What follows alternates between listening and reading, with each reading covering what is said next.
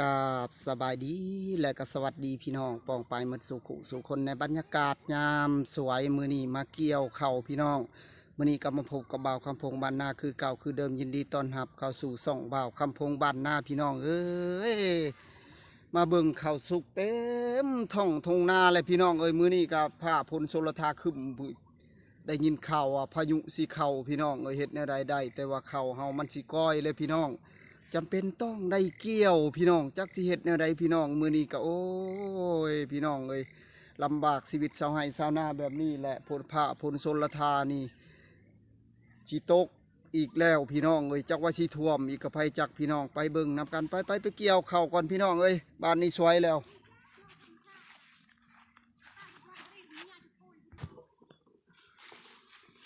ตอนนี้ก็เกี่ยวได้หลายเติบเลยพี่น้องบ้านนี้มาเกี่ยวเข้าก่อนทุกคนบรรยากาศงานเศร้ามื้อนี้กาหาพี่หาน้องมาซอยพี่น้องได้3 คนพี่น้องเอ้ยมื้อนี้ก็ดิโอ้ยเต็มที่เลยพาพลโซลธาพี่น้องพูนมาเบิ่งเข่าเฮาก็สิกอยเบิ่นแหละกำลังสตาร์ทพี่น้องใครแต่ว่าห่มแน่มื้อนี้หันเกี่ยวยังใครนี่แน่เพราะว่ามันบ่ได้แดดหั่นนะทุกคนเพราะว่าหน้าแคมห้วยมาเกี่ยวเขาดอพี่น้องเอ้ยโอ้มันสิก้อยมาแล้วเพราะว่าน้ำท่วมวังใดนี่ก็ท่วมครึ่งหนึ่งบ่ได้ท่วมเบิดทุกคนเลยมื้อนี้มาเกี่ยวกับคืมผ้าคืมพลได้ยินข่าวว่าพายุสิเข้ามาอีกแล้วพี่น้องสิเฮ็ดแนวใดบ้านนี้เต็มที่เลยทุกคนเลยฝนตกมาใส่นี่ก็บ่แห้งก็ยากลำบากอีกทุกคนแห้งบ่นับอยู่ในต้นแบบนี้ทุกคนเกี่ยวข้าวก็ไปเกี่ยวข้าวกันทุกคนเลย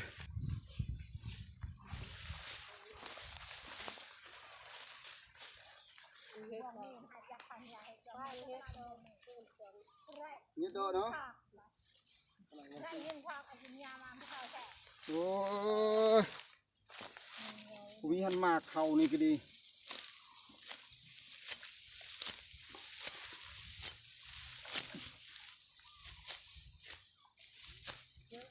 ต้มทองหวานเนาะ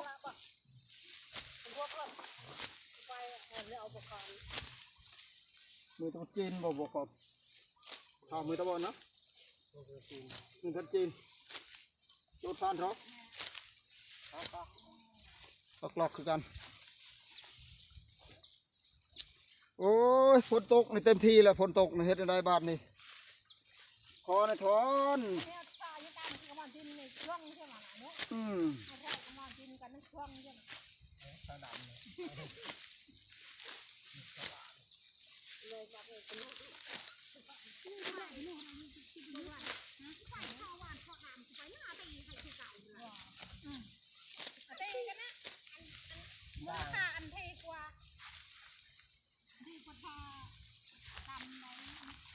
เอ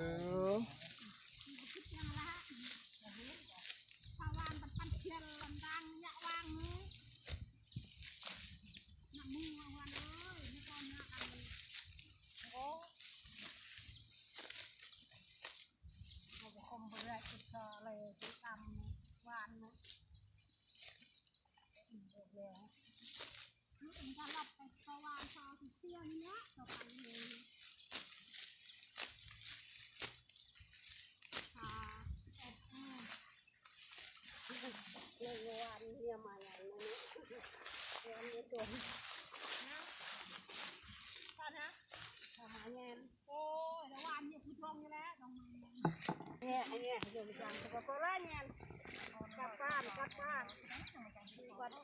กำลังบุกพี่น้องเอ้ยกำลังบุกมาเกี่ยวข้าวก่อนมื้อนี้สุกแล้วพี่น้องจะน้อยน้ำสีท่วมอีกให้เกี่ยวบ่ได้อีกเออ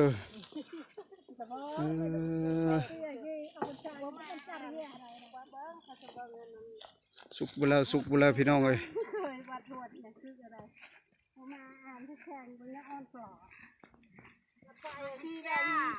สุกไปแล้ว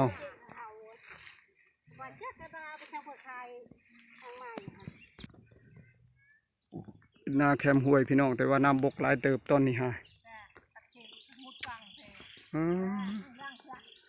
โอ้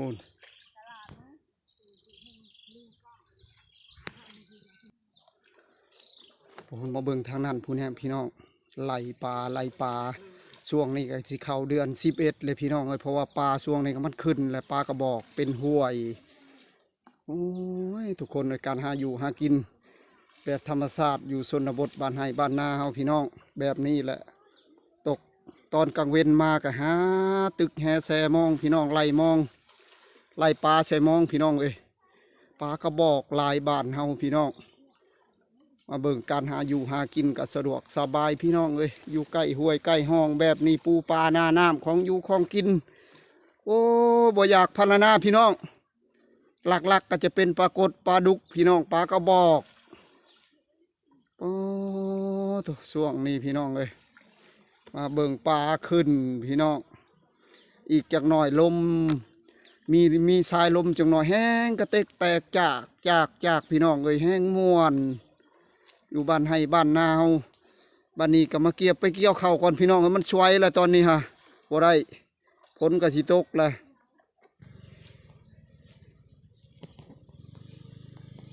ไปเกี่ยวข้าวกับพี่น้องบ้านนี้เกี่ยวข้าวก่อน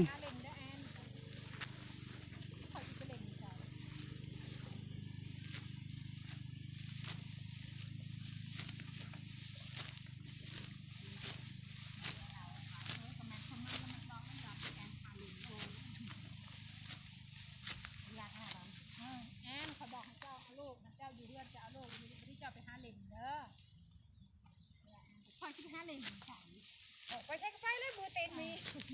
มันก็ไปรักมันมีหลอดมันก็ไปเลยลูกก็ไปกินนมมันอีกใครเอาก็ได้แต่ก็ภรรยายิ่งก็ตัดการยืนเราจะอันตรายใจจะให้เงินเยอะเอาลูกไปก่อนไปหาเงิน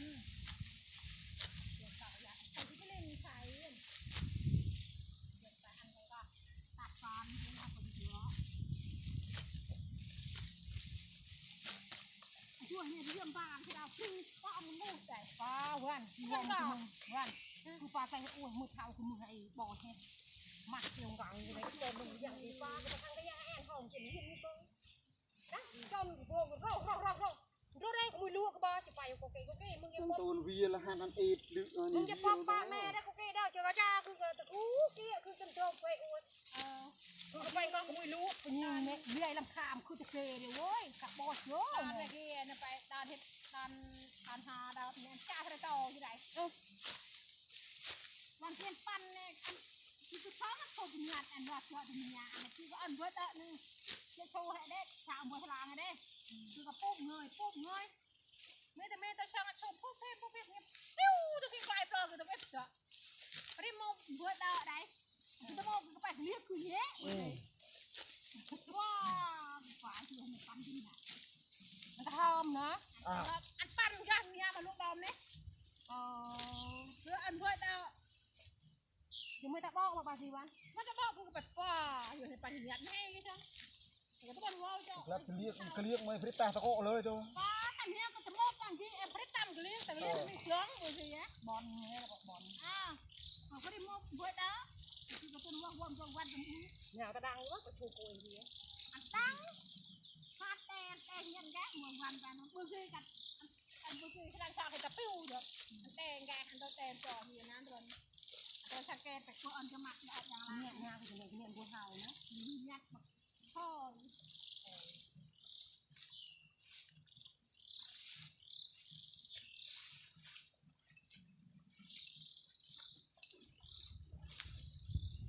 ใจปวดท้องเจ้าอยู่เนาะ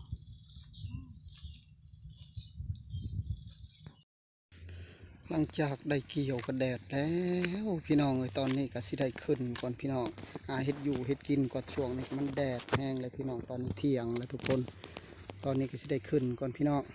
เมื่อเฮ็ดอยู่เฮ็ดกินก่อนถือว่าคลิปมาตอนนี้ก็สิได้จบซ้ำนี้ก่อนทุกคนขอกราบคำว่าสบายดี